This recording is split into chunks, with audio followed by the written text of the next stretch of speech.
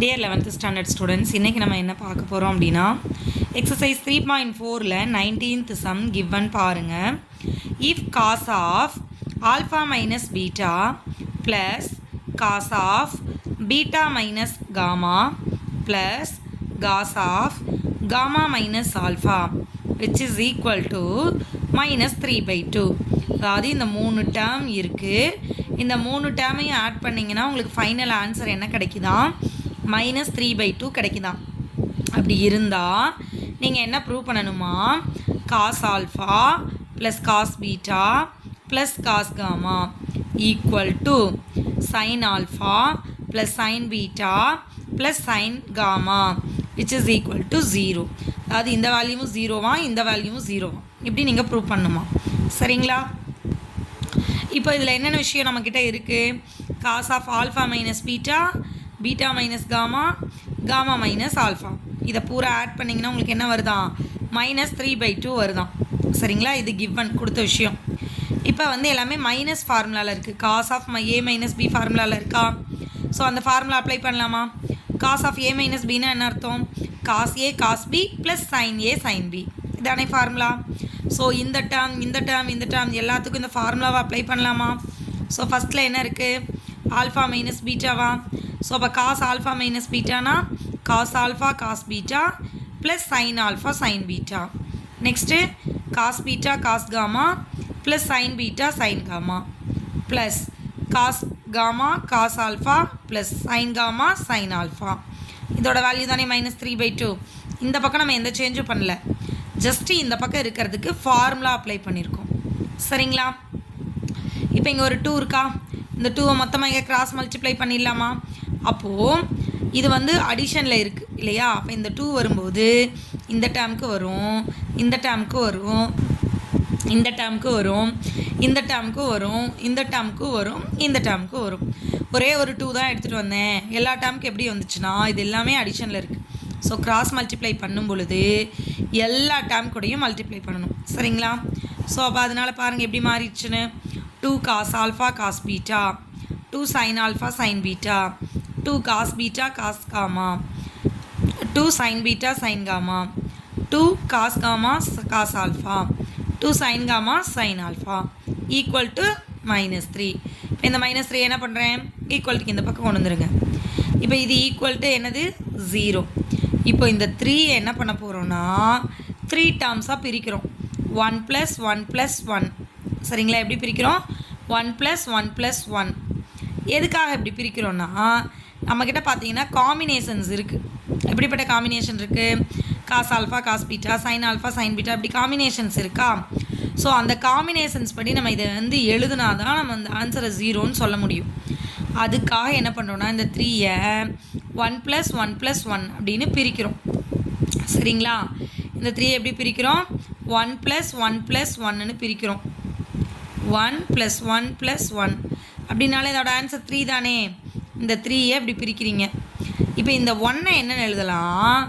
Sign square theta plus cos square தீட்டான்னு எழுதலாமா? இதோட வேல்யூ 1 தானே. ஸோ இங்கே தீட்டாக்கு பதிலாக ஆல்ஃபா பீட்டா இருக்கிறனால அதை யூஸ் பண்ணி எழுதுகிறோம். இதை எப்படி பிரிச்சுருக்கோம்? 3யை 1 + 1 + 1ன்னு பிரிச்சுருக்கோம். இந்த 1க்கு பதிலாக sin square theta plus cos square தீட்டாங்கிற ட்ரிக்னாமெட்ரிக் ஐடென்டிட்டியை யூஸ் பண்ணுறோம். ஸோ இப்போ இங்கே ஆல்ஃபா பீட்டாவில் இருக்கிறனால ஆல்ஃபா பீட்டா காமாவையே நம்ம யூஸ் பண்ணுறோம். So sine square alpha plus cos square alpha, அப்போ இதோட வேல்யூ என்ன? 1. Next sine square beta plus cos square beta, இப்போ இதோட வேல்யூ என்ன? 1. Sine square gamma plus cos square gamma, இப்போ இதோட வேல்யூ என்ன? 1. ஸோ 1 + 1 + 1, 3 வேல்யூ வந்துருச்சா? ஸோ இதை தான் இப்படி பிரித்து எழுதியிருக்கோம். சரிங்களா? இப்போது இதையெல்லாம் சேர்த்துக்கோங்க. இங்கே பாருங்கள், sin square alpha sin square beta sin square gamma. இங்கே பாருங்கள் 2 sin ஆல்ஃபா சைன் காமா, அதே மாதிரி sin alpha sign beta sign gamma. இப்போ இதெல்லாம் கம்பைன் பண்ணுறோம். அதே மாதிரி cos square alpha cos square beta cos square gamma, மாதிரி cos alpha cos beta 2 cos beta cos gamma 2 cos alpha cos alpha. சரிங்களா? இதெல்லாம் கம்பைன் பண்ணுறோம். எதுக்கு மேம் இத்தனை தேவையில்லாமல் கம்பைன் பண்ணுறோம் அப்படின்னு கேட்டால், இதோட ஆன்சரை 0ன்னு சொல்லணும்னா இந்த டேர்ம்ஸை நம்ம வந்து ப்ரூவ் பண்ணால் மட்டும்தான் நம்மளால் சொல்ல முடியும். சரிங்களா? இப்போ பாருங்கள், இப்போ உங்களுக்கு என்னென்ன டேர்ம்ஸ் இருக்குது? 2 cos alpha cos beta, 2 cos beta cos gamma, 2 cos gamma cos alpha, அதே மாதிரி cos square alpha cos square beta cos square காமான்னு இருக்கா? இது பாருங்களேன், A square plus B square plus C square plus 2ab plus 2bc plus 2ca அந்த ஃபார்மேட்டில் இருக்கா?